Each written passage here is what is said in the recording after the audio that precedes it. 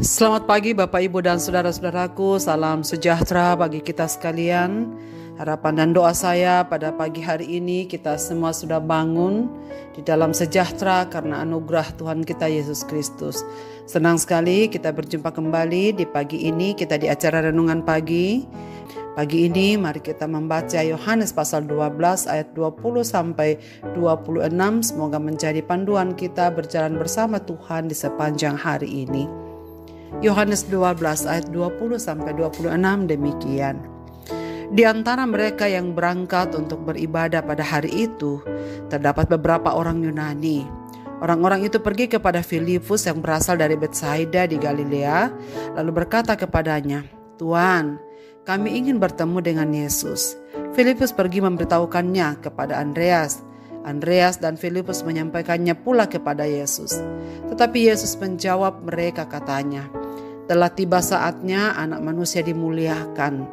Aku berkata kepadamu, sesungguhnya jikalau biji gandum tidak jatuh ke dalam tanah dan mati, ia tetap satu biji saja.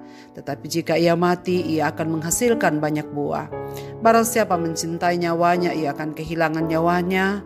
Tetapi barang siapa tidak mencintai nyawanya di dunia ini, ia akan memeliharanya untuk hidup yang kekal. Barang siapa melayani aku, ia harus mengikut aku, dan di mana aku berada, di situ pun pelayanku akan berada. Barang siapa melayani aku, ia akan dihormati Bapa." Kemuliaan melalui kematian. Saudara-saudara pendengar renungan pagi yang dikasihi Tuhan, seorang pemadam kebakaran seringkali harus mempertaruhkan nyawanya saat menghadapi kobaran api demi menyelamatkan jiwa orang lain. Tidak jarang mereka berhasil dalam tugasnya, namun tidak sedikit juga petugas pemadam kebakaran yang mengorbankan nyawanya sendiri demi orang lain.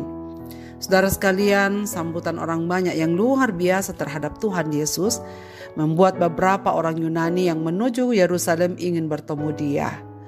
Orang-orang Yunani itu datang kepada Filipus. Saudara, mengapa kepada Filipus? Oleh karena ternyata Filipus juga adalah orang Yunani. Tetapi Filipus tidak tahu apa yang harus diperbuat, karena mungkin ia tidak yakin bahwa Yesus mau berbicara dengan orang-orang Yunani itu. Mengapa? Karena Filipus ragu-ragu. Ia ingat bahwa Yesus pernah berkata, "Aku diutus hanya kepada domba-domba yang hilang dari umat Israel." Atau karena pada waktu murid-murid diutus untuk memberitakan Injil, Yesus pernah berpesan supaya mereka hanya memberitakan Injil kepada orang Israel. Karena itulah Filipus pergi kepada Andreas, dan Andreas langsung membawa berita itu kepada Yesus. Saudara sekalian, mengapa mereka ingin bertemu Tuhan Yesus? Orang-orang Yunani ini kemungkinan telah mendengar bahwa Tuhan Yesus telah membangkitkan Lazarus, dan memang peristiwa kebangkitan Lazarus sangat membawa dampak positif bagi banyak orang untuk percaya kepada Yesus sebagai Tuhan dan Juru Selamat. Namun pada waktu itu jawaban Tuhan Yesus bagi mereka terdengar janggal, sepertinya tidak ada hubungannya. Sebab ia justru bicara soal waktu dan kemuliaan. Maksud Yesus dengan dimuliakan berbeda dengan pengertian para pendengarnya. Pada waktu Andreas menyampaikan kepada Yesus bahwa ada orang-orang Yunani yang ingin bertemu denganmu, Yesus malah menjawab, "Telah tiba saatnya Anak Manusia dimuliakan." Mereka percaya bahwa yang dimaksudkan Yesus dimuliakan itu adalah hari kemenangannya. Namun berbeda apa yang dimengerti Yesus dan dalam konsepnya tentang dimuliakan. Bagi para pendengarnya, dimuliakan menunjukkan bahwa musuh-musuh atau penjajah akan bertekuk lutut di hadapan Yesus, dan Yesus akan mengalahkan mereka semua. Tetapi bagi Yesus artinya berbeda. Dalam ayat 23 ia berbicara tentang dimuliakan, dan dalam ayat 24 ia berbicara tentang kematian.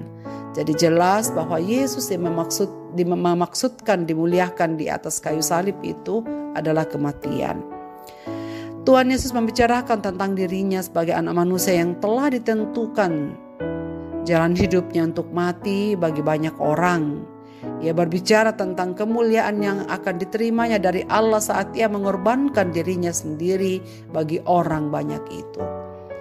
Saudara sekalian, Tuhan Yesus memakai ilustrasi satu biji yang harus mati supaya menghasilkan banyak buah. Ia mengumpamakan kematiannya itu dengan kematian satu biji supaya menghasilkan banyak kehidupan bagi orang lain. Dampak kematiannya memang menghidupkan banyak orang, akan digenapi saat ia mengorbankan dirinya di atas kayu salib. Pengorbanannya itu bukan dilakukan demi kehendak Bapa saja, melainkan oleh kehendak Yesus sendiri. Saudara sekalian, seorang hamba Tuhan, Peter Clever, pernah berkata, agar dapat melakukan kehendak Tuhan, seorang harus menganggap rendah dirinya sendiri. Seorang yang makin mati bagi dirinya sendiri akan makin hidup dalam kehendak Tuhan. Memang tidak mudah mati bagi diri sendiri supaya menolong banyak orang, tetapi di akhir jalannya ia akan menuai kemuliaan, yaitu pengakuan dari Allah Bapa. Saudara-saudaraku, apakah tujuan pribadi dalam hidup kita yang ada sekarang? Tujuan apakah atau ambisi apakah yang ada pada kita? Untuk menjadi kaya? Untuk menjadi terkenalkah? Untuk berkedudukan tinggikah? Untuk dikagumi banyak orang kah? Untuk menjadi juara kelas, juara sekolah, juara kampus? Atau untuk selalu ingin menjadi nomor satu dalam segala hal? Saudara sekalian, selama semua ini tetap menjadi fokus hidup kita, dan selama ini tidak bisa dikuburkan dengan baik, maka saudara sekalian percayalah, semua ini dapat menghalangi kita untuk tidak berbuah dan berguna bagi Tuhan.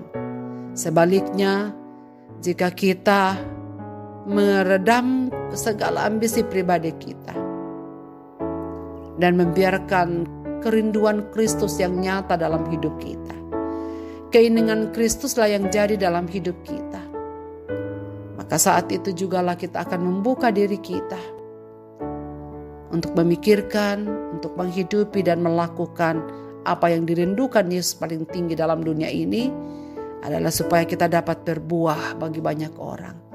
Tapi untuk dapat berbuah, saudara sekalian, tidak ada jalan lain selain kita mati dikubur, membiarkan harga diri kita, membiarkan reputasi, membiarkan tujuan, harkat dan martabat kita kadang-kadang harus mati supaya dapat menjadi hidup bagi banyak orang. Saudara-saudaraku, adakah salib yang seharusnya kita pikul sekarang ini? Adakah yang harus kita hindari? Misalnya saja, kita menderita karena bekerja secara jujur, atau kita menderita karena memberitakan Injil kepada orang kafir, atau kita menderita karena sesuatu yang kita kerjakan demi kemuliaan Kristus tetapi bertentangan dengan prinsip-prinsip yang dianut banyak orang di dalam dunia ini.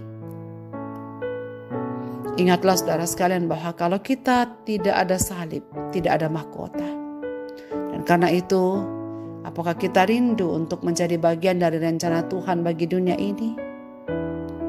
Hal yang paling pertama adalah membiarkan kehendak Tuhan nyata dalam hidup kita, dan membiarkan segala ambisi-ambisi pribadi kita itu lenyap, dan hanya keinginan Tuhan yang nyata dalam hidup kita.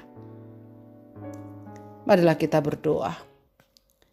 Bapa di sorga, terima kasih banyak karena firman-Mu pada pagi ini mengingatkan kami bahwa kami harus melakukan kebenaran.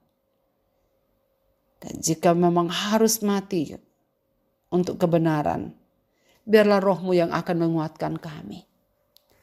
Tuhan, tolonglah kami supaya ambisi-ambisi pribadi kami, tujuan-tujuan kami di dalam hidup ini yang bertentangan dengan kebenaran firman-Mu, biarlah Tuhan membaharui kami, agar kami dapat mengerti apa artinya kemuliaan di dalam penderitaan. Karena itu Tuhan, tolonglah supaya firman-Mu ini menjadi dasar hidup kami dalam menunaikan tugas tanggung jawab yang Tuhan percayakan pada kami. Segenap pendengar renungan pagi ini dimanapun mereka berada, Tuhan tolonglah kami untuk memahami segala prinsip-prinsip kebenaran-Mu yang hidup di dalam bagian ini. Agar ketika kami membaca dan merenungkannya, Kami pun juga dapat memberikan diri kami untuk Tuhan pakai, untuk berbuah bagi banyak orang, walaupun harus bertentangan dengan keinginan-keinginan pribadi kami. Terima kasih banyak ya Tuhan, ke dalam tangan kasih-Mu kami serahkan hidup kami. Pendengar renungan pagi ini dimanapun mereka berada dan apapun yang sedang terjadi atas hidup mereka. Tuhan, kepada mereka yang sakit Tuhan sembuhkan, kepada mereka yang berduka Tuhan hiburkan, kepada mereka yang sedang bergumul dengan berbagai-bagai persoalan atas hidup mereka, nyatalah dalam hidup mereka Bapa, supaya mereka bisa mengerti, memahami dan menerima kehendak Tuhan di dalam hidup mereka. Di dalam dan demi nama Yesus Kristus Tuhan kami berdoa. Amin. Selamat beraktivitas Bapak, Ibu, dan saudara-saudaraku. Tuhan Yesus memberkati kita sekalian.